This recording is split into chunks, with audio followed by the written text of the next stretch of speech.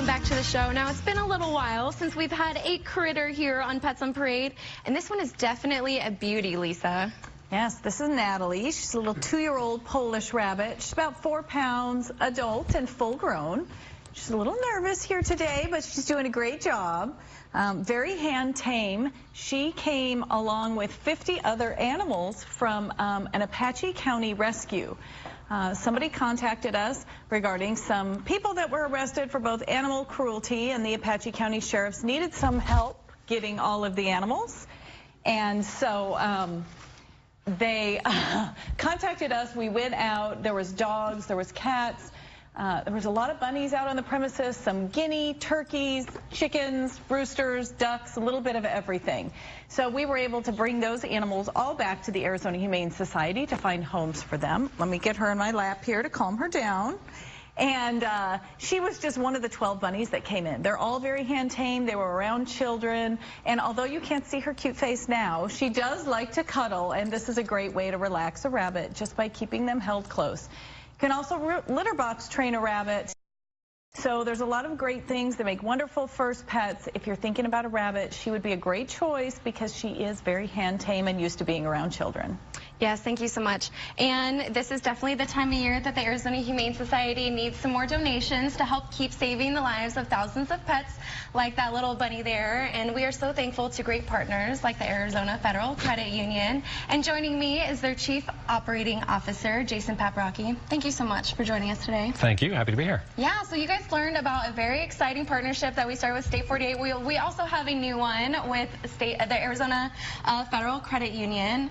And it's a great way to not only be able to help homeless pets, but to also save some money in the process. Can you tell us a little bit about that? Absolutely. So we are very excited to have partnered with the Arizona Humane Society to create this beautiful debit card, co-branded debit card, issued by Arizona Federal.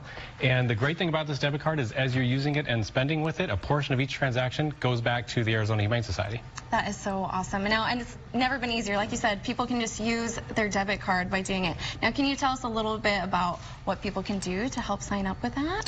Yes. The great thing about this debit card is there also comes with, if you go to arizonafederal.org and open a new checking account, we have a special promotion going now where once you use the card 10 times, we'll give you $50 and we'll also give $50 straight to the Arizona Humane Society. So it's $50 for each. It's a great win-win. Yes, exactly. Now, what inspired the Arizona Federal Credit Union to help organizations and our homeless pets like the Arizona Humane Society? Well, unlike some large national banks, we're Arizona Federal. We're locally based. All of our employees live and work right here in the Valley, so we're really committed to giving back to Valley organizations, and we like to find fun and creative ways to do that, whether it's through Valley Pets, Valley Kids, Valley Youth Groups. So it's just something that we are very dedicated to. Awesome, yes, and there are definitely some benefits to banking with a credit union as well. So what are some of those? I think you might have mentioned a few. Well, the great thing about credit unions is we have a completely different structure the bank does. So we're not for profit, we're member owned. And what that really translates to a consumer is we typically have much better rates on loans and deposits. And in some cases, in the case of Arizona Federal, we also give back some of our revenue back to our members at the end of the year. We're about ready to give back $6.5 million just at the end of this year, just back to our members.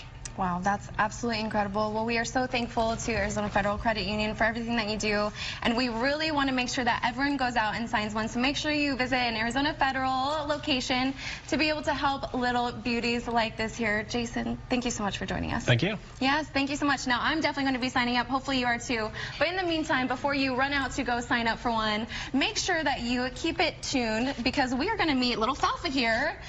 Perry's going to tell us all about this little guy who I thought got a groom, but just got a little brush here today at Pets on Parade. Right, this little doggy here is going to get groomed at some point in time and then look like what I think it might be, and that's the Havanese. This is a dog we don't see too often at the shelter, and they are descendants of a dog that is now extinct called the Blanquito de la Habana, which means little white one from Havana. Yes, this is the national dog of Cuba, and they are members of the Bichon family. And they were bred strictly to do this right here. And little Falfa right here is great at it. This is a companion dog to the max. Loves to be in your lap. During the Cuban Revolution in the 1950s, very few of them made it out to the United States. In fact, when the American breeders started getting interested in this breed, they had a pool of 11 dogs to choose from.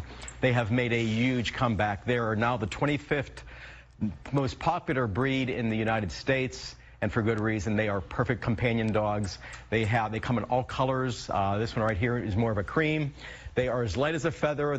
Their coat is very, very silky. Like I said, they are members of the Bichon family, and the Bichon means little shaggy dog. And this one right here, the predecessors of this dog most likely came actually not from Cuba, but from the Canary Islands, owned by Spain. So there's a lot of history in this little breed right here. This is an 11-month-old puppy who has a wonderful demeanor, loves being held, is the perfect little companion doggy. This is Felfa, and also Felfa came to us through MCACC, which is our New Hope program. She actually had the parvovirus. Came to us, spent time in our parvo ward, is all healthy now. You know, we've been treating about 400 animals a year in our parvo ward with about 80–90% success rate. This is one of the really good ones right here. Come on down and check out the little Felfa. Definitely, and then you could cross off Swiffer off of your Christmas shopping list. So thank you. And I think our next cuties are named after I Love Lucy characters. Please tell us all about Ricky and Ethel, Linda. Oh, yes. I suppose that Lucy and Fred have either gotten adopted or are someplace at home somewhere, but we hope so. Unfortunately, they were siblings, and they were all found in a cardboard box at a major intersection, and they were rescued in the box, and they were so tiny that they had to be fostered, and they were fostered, and then they got about 2 pounds of weight, which made them eligible to become spayed and neutered. And kittens have to be at least 2 pounds before we can spay and neuter them, and puppies 3 pounds. And that's one of the problems, is we don't spay and neuter. We end up with extra kittens, overloading the shelters, overloading the kennels. It's so important to spay and neuter our kittens and our puppies.